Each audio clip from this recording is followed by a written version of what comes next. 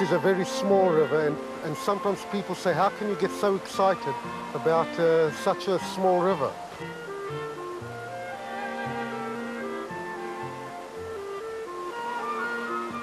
It is a river which plays a big role in the history of the Bible. Jesus has been here.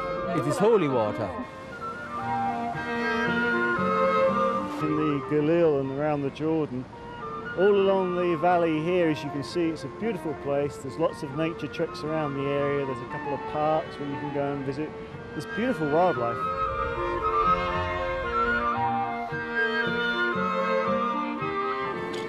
You have sun, you have water. There's not much more you could ask for.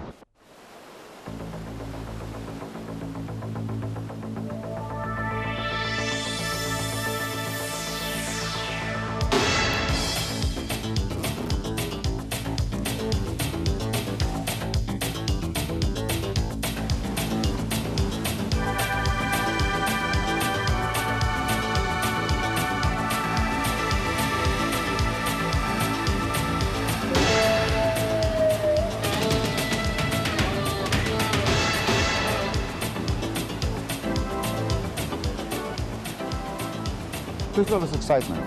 People say, are you going to be afraid? You don't have time to be afraid. You're involved very much in what you're doing. You're very much together with the nature because you're right down on top of the water there. You have the water underneath you. You have the greenery alongside of you there. It's wonderful. It's a good sport. The speed and just, I don't know, freedom, kind of just go fast down the river. You have to try it. It's very difficult to explain. It was great.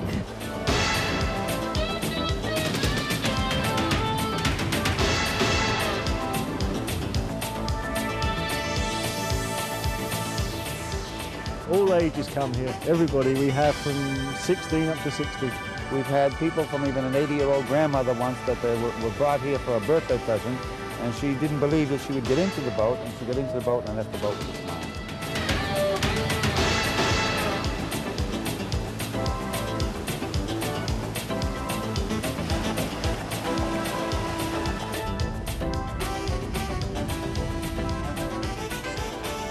We take them to places that they wouldn't get to otherwise.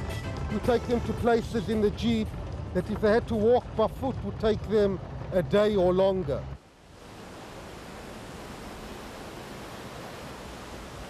Things change very quickly. You can come from one day to the next and you see different flowers blossoming and you see different flowers dying. So every day is something new.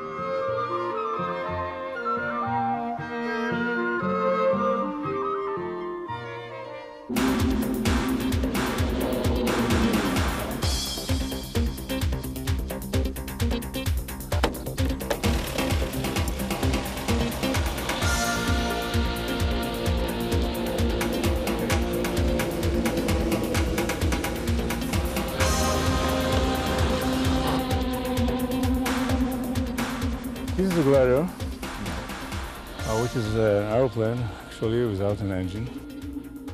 It's very nice to take young people. That is for them the first flight. That's really something very special. Stay in the air with the birds, quietly.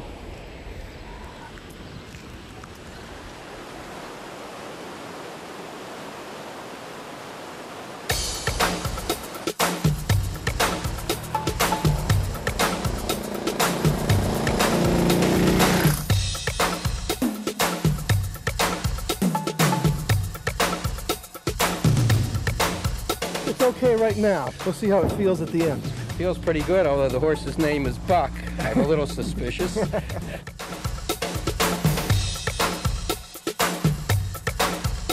When you're on a bus or in a car and you're going fast by everything, you don't really have the opportunity to appreciate the beauty of the surroundings.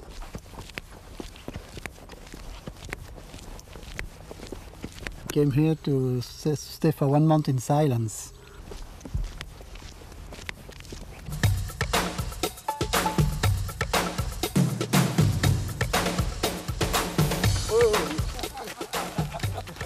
I've ridden in the Sierra, and when you're atop mountains, 9,000 to 10,000 feet, you get a great feeling. But here, it's even better. We were acquaintances, not really friends, but I think on this trip we've become friends. It's taken me about 18 years to come back, but I think I'll be back a lot sooner than that again.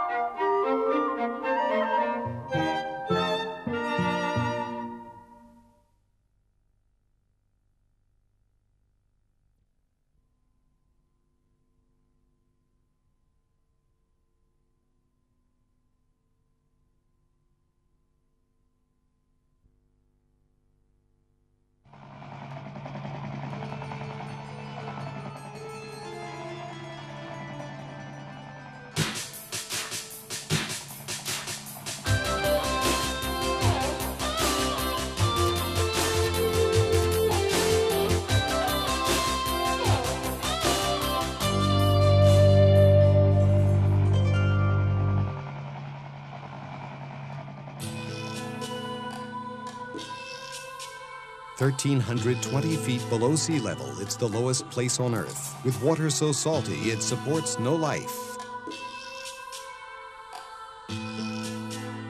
But the Dead Sea makes people feel great. Low altitude and oxygen-rich air give a no-burn suntan. Hotels and spas offer unique health and beauty treatments.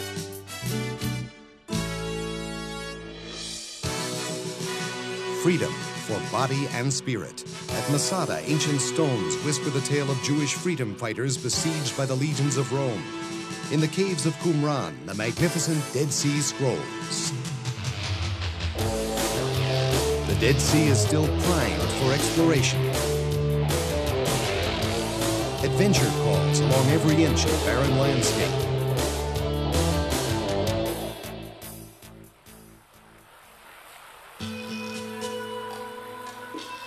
Surprise awaits at every turn in lush oases like Ein Gedi.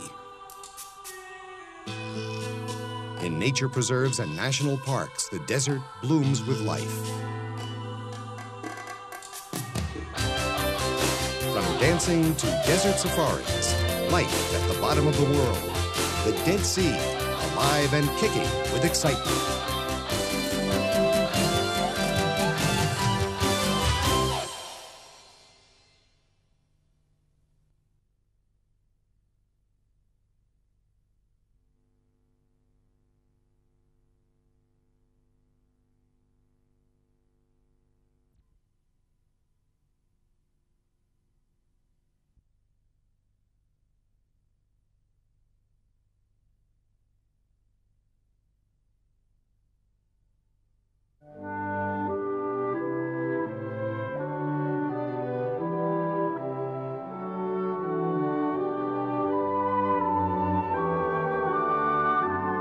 It's amazing, amazing. The flowers, you know, I've seen the Kinneret over the past many years, but never so high.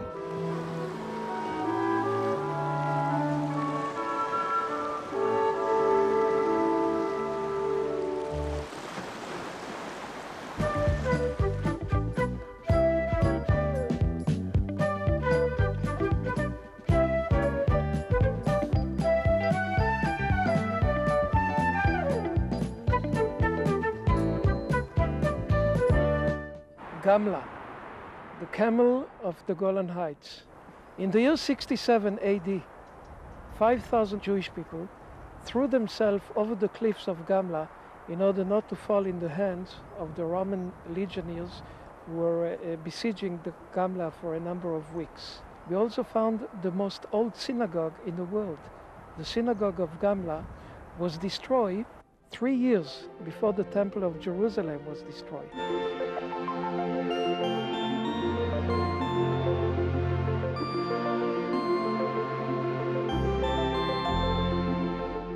One of the women who visited Gamla collected a whole bunch of seeds.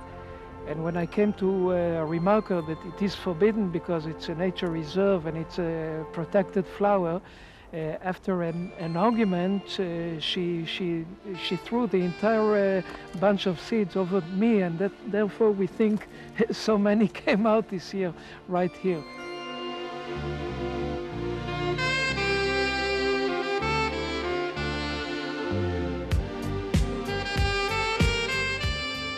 We have about between 100 to 120 permanent vultures who live in these canyons.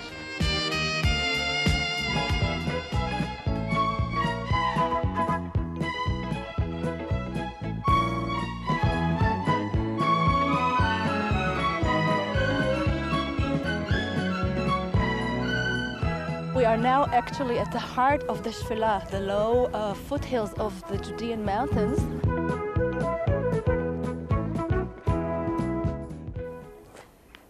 Well, as you can see, on the beautiful surface, everything is blooming, but underneath, we really have a lot of history hidden. We are now in the Bell Caves area of Bet Guvrin. This place served as the quarry, starting from the end of the Byzantine period through the early Islamic period in Israel. We can now see the very narrow opening that was made in the hard rock that was outside on the surface, through which people have penetrated inside, and as they were going down, they were enlarging the space more and more towards the bottom.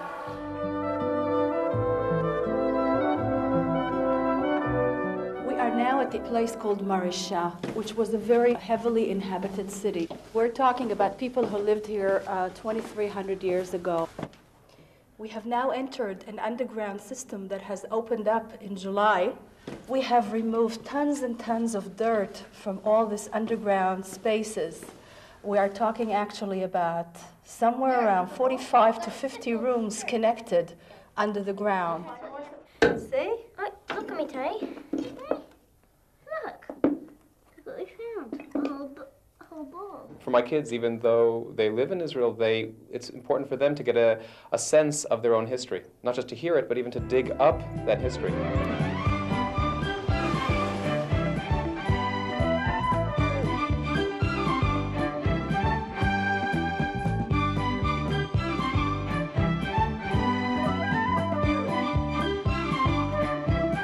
I like the Negev.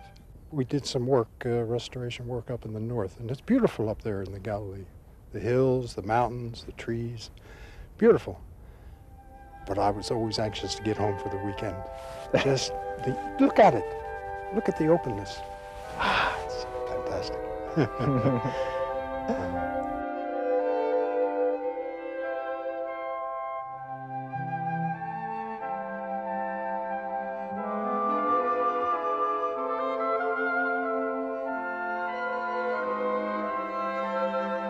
When I came to the country, there's a big difference. You restore a building that's 200 years old in the United States.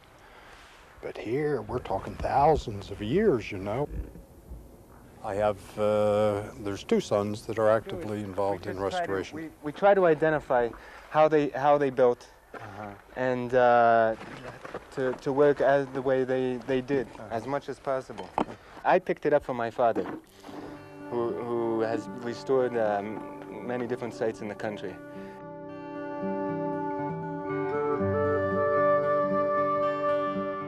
This whole complex is the most important thing at Tel Arad because it's the only one that's been found in the country. This is an Israelite temple, complete with sacrificial altar, complete with the Holy of Holies, complete with the incense altars. It's such an authentic part of Israel's roots that I think it's very important that it has remained. Gee, how many changes took place here? We presume that Solomon built it, say, around 980 BC. To me, this is such an authentic part of Israel's history, you know.